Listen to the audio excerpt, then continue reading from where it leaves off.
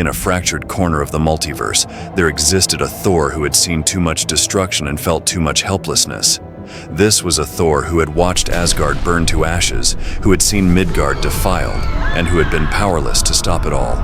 He was a Thor who could no longer lift his hammer, Mjolnir. Through the years, Thor tried to escape the weight of his unworthy status.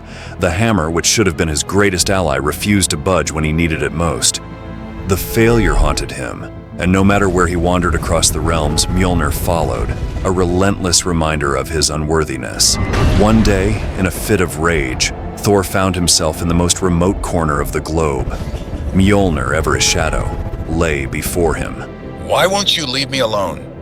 He roared, his voice echoing in the desolate landscape. He began punching the hammer, his blows fueled by years of frustration and anger. You punch with rage, not with focus. A voice interrupted, serene yet powerful.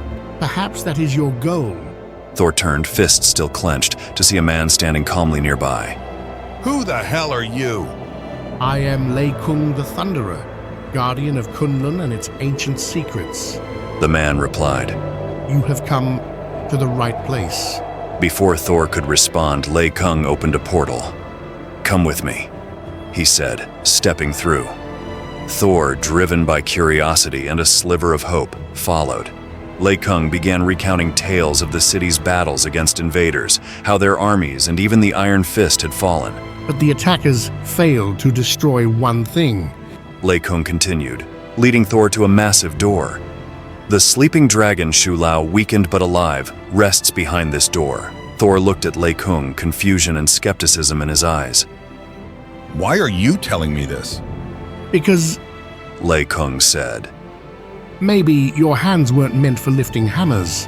He instructed Thor to punch Mjolnir, emphasizing that his training as the new Iron Fist was about to begin.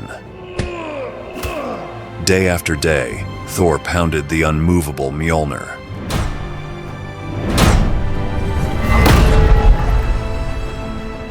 After 30 days and nights, his fists became scarred and hardened, transforming into hammers of their own.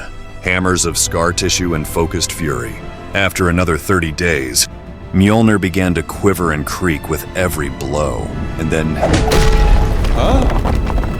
it begins to dodge, almost as if it felt pain. This newfound reaction delighted Thor and pushed him to strike even harder. Then something unexpected happened. Mjolnir started to fight back.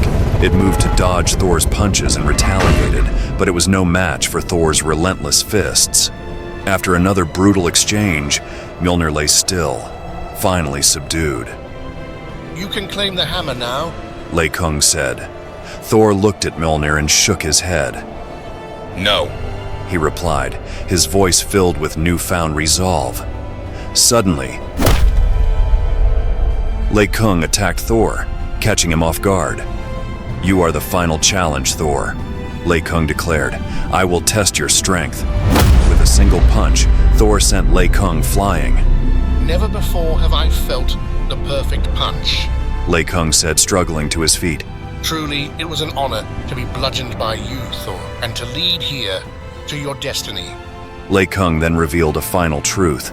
The dragon Shulao behind the door is not alive. The power of the Iron Fist was never meant for you. You must use your fists wisely. Thor nodded, absorbing the weight of Leikung's words.